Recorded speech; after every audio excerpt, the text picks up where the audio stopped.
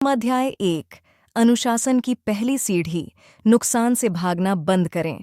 क्या आपने कभी मार्केट बंद होने के बाद खुद से ये सवाल पूछे हैं, मुझसे ही बार बार गलती क्यों हो जाती है? सब कुछ जानते हुए भी मैं वही गलतियां दोहराता क्यों हूं? स्टॉप लॉस लगाने के बाद भी उसे मान क्यों नहीं पाता? अगर ये सवाल आपके मन में भी उठते हैं तो समझ लीजिए कि आप अकेले नहीं हैं। लगभग हर ट्रेडर कभी न कभी इस दौर से गुजरता है। बहुत से लोग मानते हैं कि ट्रेडिंग में सफलता अच्छी स्ट्रेटजी, सही इंडिकेटर या बेहतर एनालिसिस से मिलती है, लेकिन प्रसिद्ध trading psychologist mark Douglas Khan इसके बिल्कुल विपरीत बात कहते हैं। उनके अनुसार अधिकांश ट्रेडर इसलिए असफल नहीं होते क्योंकि उन्हें ट्रेडिंग नहीं आती, बल्कि इसलिए हारते हैं क्योंकि वे अपने भीतर उठने वाले दर्द से बचना चाहते हैं।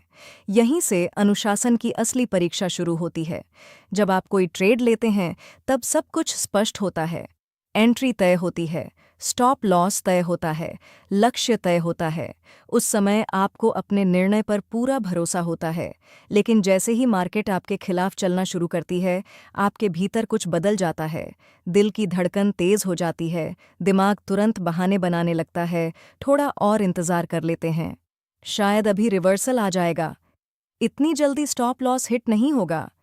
यहीं पर अनुशासन नहीं टूटता, यहीं पर अनुशासन छोड़ दिया जाता है। मार्क डगलस कहते हैं कि उस समय आपका दिमाग सिस्टम के अनुसार निर्णय नहीं ले रहा होता, वह केवल दर्द से बचने की कोशिश कर रहा होता है। असल में इंसान नुकसान से नहीं भागता, वह उस भावना से भागता है जो नुकसान के साथ आती है। गलत साबित होने की भावना, अपनी मेहनत पर सवाल उठने की भावना, और यह स्वीकार करने का दर्द कि इस बार आपका निर्णय सही नहीं था। यही भावना ट्रेडर को अपने नियम तोड़ने पर मजबूर करती है। फिर वह स्टॉप लॉस हटाता है, पोजीशन बढ़ा देता है, रिवेंज ट्रेड लेता है और धीरे धीरे अपने पूरे ट्रेडिंग सिस्टम को नज़रअंदाज करने लगता है। ध्यान से देखिए, अनुशासन कभी मुनाफे के समय नहीं टूटता, वह हमेशा नुकसान के आसपास जाकर टूटता है, क्योंकि वहीं आपको अपनी गलती स्वीकार करनी पड़ती है। यही वह सच है जिसे अधिकतर ट्रेडर स्वीकार नहीं करना चाहते। मार्केट का काम आपको सही साबित करना नहीं है, उसका काम केवल संभावनाएं प्रस्तुत करना है। कभी आपका विश्लेषण सही होगा, कभी गलत, और यही ट्रेडिंग की वास्तविकता है। यदि आप पहले से यह स्वीकार कर लें कि नुकसान ट्रेडिंग का स्वाभाविक हिस्सा है, तो स्टॉप लॉस लेना मानसिक रूप से कहीं आसान हो जाएगा। समस्या यह नहीं है कि आप जानते नहीं कि नुकसान सामान्य है, समस्या यह है कि भीतर ही भीतर आप नुकसान को अपनी असफलता मान लेते हैं। यहीं से संघर्ष शुरू होता है। मार्क डगलस कहते हैं, नुकसान केवल एक ट्रेड का परिणाम है, आपकी पहचान नहीं। लेकिन अधिकांश ट्रेडर इन दोनों के बीच अंतर नहीं कर पाते। एक नुकसान होते ही उनके भीतर रिकवरी की इच्छा पैदा हो जाती है।